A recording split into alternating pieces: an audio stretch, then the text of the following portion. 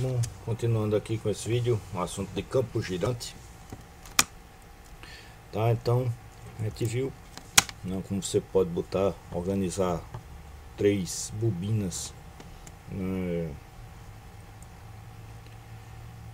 três bobinas com deslocadas 120 graus e deslocadas 120 graus eletricamente e mecanicamente. Você consegue fazer esse campo girante aqui, passando pelo rotor, de modo e distribuir a quantidade de fios nas bobinas, distribuir cada bobina em vários pedaços aqui ao redor, para fazer com que ao longo do campo você também tenha uma aproximação do senoide. Então, se a gente pegar o campo aqui ao longo do rotor, você tem uma aproximação do senoide, né?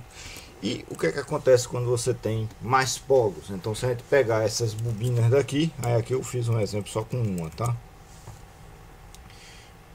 E dividir elas ainda mais, de modo que aqui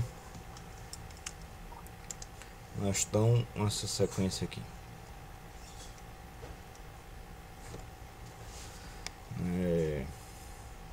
Aqui 10 fios, deixa eu botar uma com mais 10 fios, 10 fios, 7, 3. Aí aqui inverte o sentido da corrente, menos 3, então na verdade essa e esse aqui passa 3 vezes, menos 7, então 7 fios entra aqui e volta aqui, menos 10, menos 10, menos 7, menos 3, 3, 7, 10, 10 e assim por diante. 7, 3, 3, não, menos 3, 3, 7, 10, 10, 7, 3, menos 3, menos 7, menos 10, menos 10, menos 7, menos 3, 3, 7, 10, 10 e assim por diante. Certo? Então aqui, essa com essa faz uma bobina, essa com essa faz outra, de modo que você tem a bobina dividindo aqui em 4 polos, né? Então você tem 2 pontos aqui de entrada de fluxo, né? Então, para o rotor, a gente está vendo o polo norte vindo aqui do estator, e aqui 2 pontos de saída de fluxo, então polo sul vindo do rotor. O que é que acontece quando isso aqui gira? Certo? Então, se a gente aplicar a mesma coisa que foi feita aqui no outro,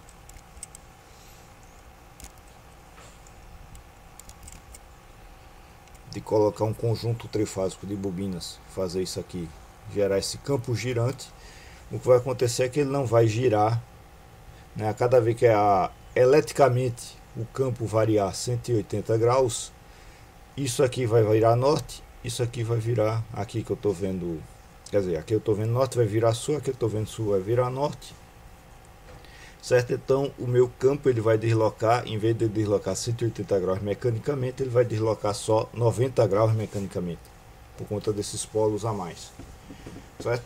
E quando você faz um motor de grande porte, com maior número de polos, mais isso é verdade, né? Então a cada vez que você tem um ciclo elétrico, você deslocou 2 conjuntos aqui de polos, você deslocou a posição de 2 polos aí no seu rotor, certo? E aí isso faz com que a sua velocidade, em vez de você fazer simplesmente frequências elétricas ser simplesmente a frequência de rotação mecânica em RPM sobre 60, vai levar em conta o número de polos. Se você tiver uma máquina que o campo girante está aí a 3600 RPM, ou fazer o contrário, né, 60 Hz elétrico, né, e a máquina tiver 4 polos, ela vai estar, o campo girante dela vai estar a 1800 RPM, vai estar na metade da velocidade, né? O NSM igual a FSE sobre P vezes 120. Então, quando você aumenta o número de polos, você diminui a velocidade de rotação da máquina. E aqui então você tem o ângulo mecânico, vai ficar diferente do ângulo elétrico, vamos dizer assim, né? Mas basicamente basta aplicar essa equação, você tem esse fenômeno aí quando você aumenta o número de polos na máquina no campo girante. Agora, independente do número de polos, aí aqui eu voltei com a situação com 2 polos, certo? Então aqui eu estou colocando só o azulzinho e o vermelhinho só para identificar aqui, bem clarinho, para identificar só o entreferro, o campo no entreferro, tá? Então, sul no azul, norte no vermelho. E aí, à medida que esse campo ele está sempre, como você pode ver, tanto aqui como aqui, no rotor ele está sempre, né, ortogonal na superfície do rotor.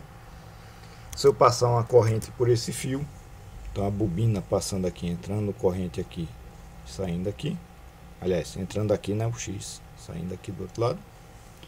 Se eu passar a corrente nesse fio, essa corrente aqui vai me gerar uma força nesse sentido. Então nesse caso ela vai ser sempre ortogonal a meu rotor, né? E como você faz aquela estrutura para que essa campo magnético ele varie a intensidade de forma aproximadamente senoidal ao longo da distribuição aqui, né? Então essa força daqui, ela vai ficar variando senoidalmente aqui de acordo com a distribuição, certo? Aqui o campo vai ser o máximo, a força vai ser o máximo, aqui ela vai diminuindo, então vai variando com a senoide aí desse ângulo que ele está aí em relação ao estator. Num outro vídeo que já está lá, eu fiz o outro caso, que é o caso de uma bobina num campo constante, sem levar em conta o rotor, certo? Aí o que acontece aqui, como o campo está sempre daqui para cá, está sempre na horizontal, a força vai estar sempre na vertical.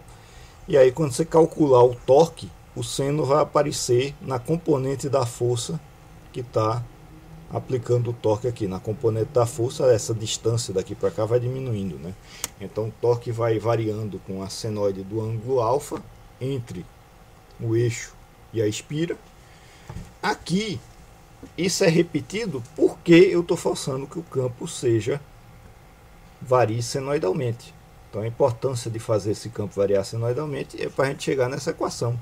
Torque individual, o torque induzido, nos dois casos vai chegar na mesma equação, vai dar em relação ao seno do alfa, que é esse ângulo daqui, né? Faltou definir aqui o alfa, mas o alfa é nada. Vou desenhar isso aqui melhor.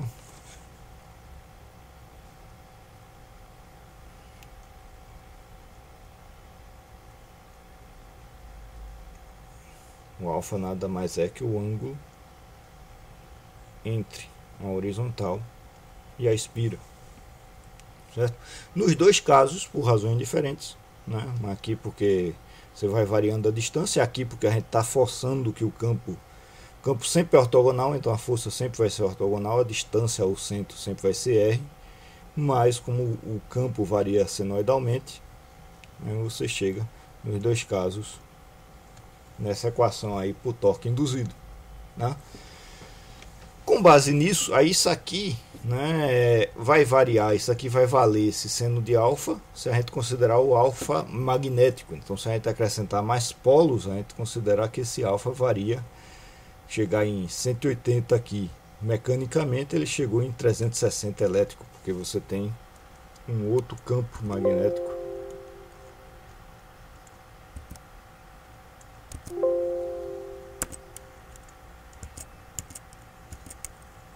outro polo magnético aqui, né? Então polo norte-sul,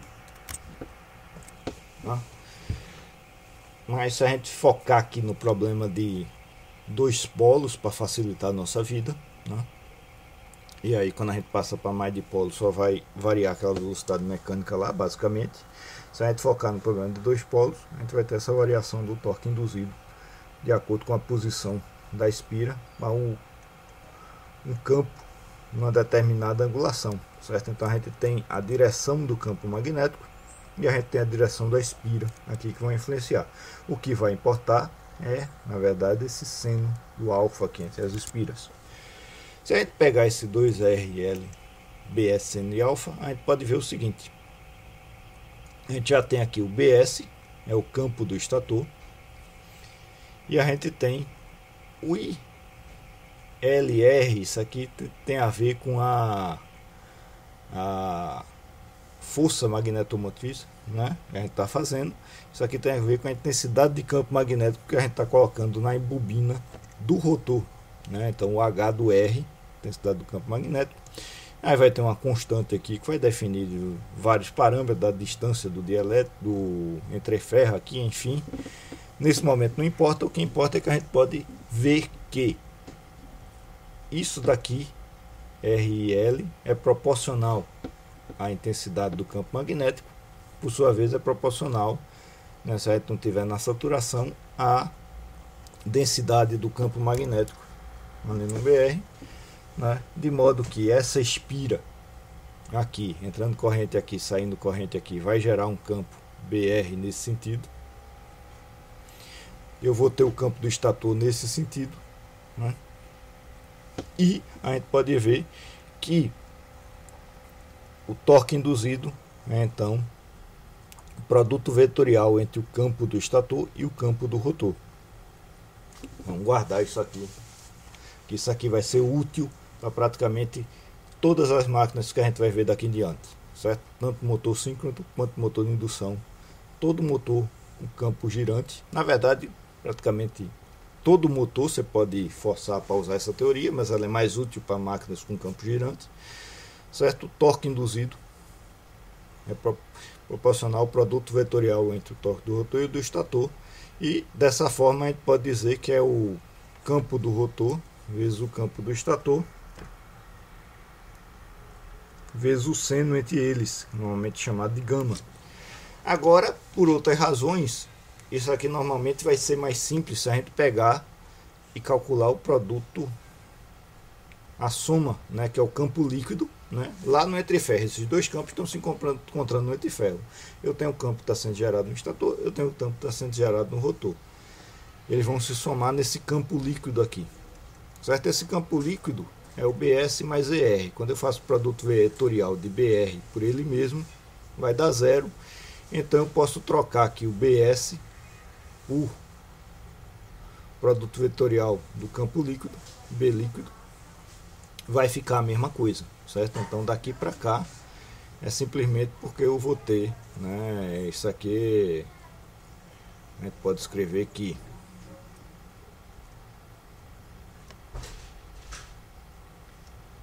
B líquido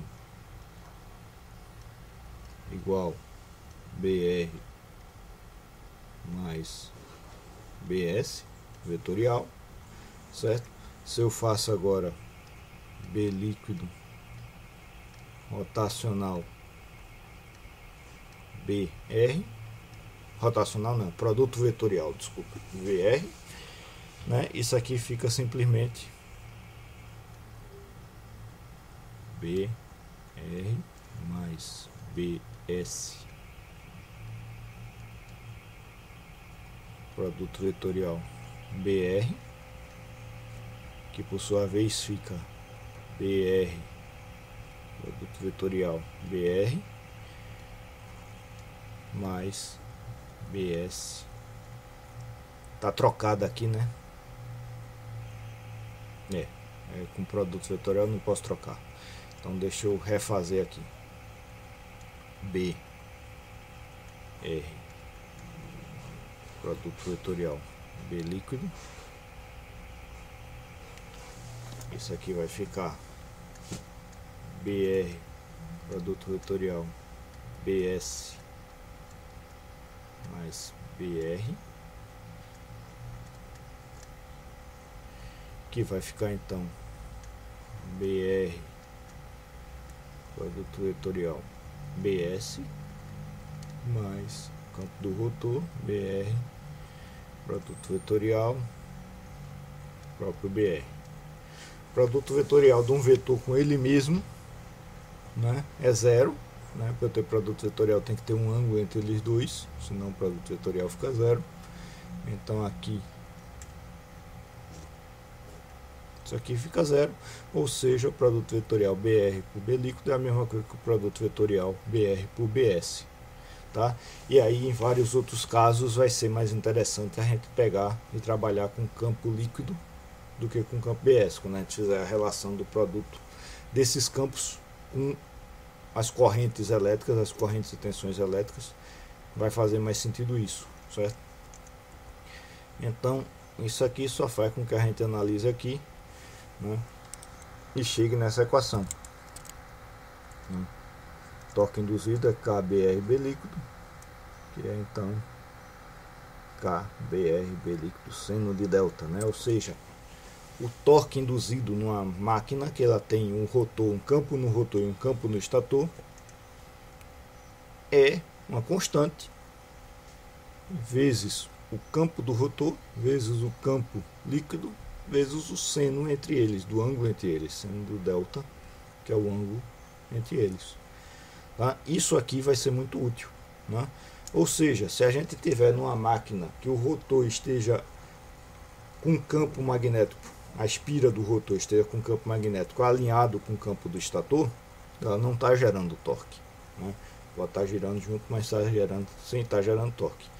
Quando eu vou aumentando esse delta até 90 graus, eu vou aumentando esse torque. Quanto mais o meu rotor estiver defasado em relação ao estator, magneticamente falando, né, mais eu vou ter um torque ali entre um e outro, né? Então, basicamente é isso, né? Só repetindo que isso aqui por enquanto fica meio nebuloso, mas isso aqui vai ser mais útil quando a gente avançar aqui, né? Se eu tenho a bobina girando aqui, passando uma corrente nela, girando dentro do rotor, no qual no estator está me gerando um campo magnético senoidal, o torque induzido depende desse alfa entre a minha espira e esse campo magnético externo. Então, se os dois estiverem girando juntos, né, esse alfa vai se manter o mesmo. Só que é muito complicado a gente determinar esse alfa por várias razões. É mais interessante a gente ver e pegar essa espira, está gerando esse campo beta BR, o campo do rotor a gente pode desenhar ele aqui. O campo do estator a gente pode desenhar aqui indo do sul para o norte, nessa direção. E o campo líquido é a soma dos dois. E o torque é proporcional, é BR líquido vezes BR seno de delta. Guardar essa informação para usar mais para frente. Ok? É isso.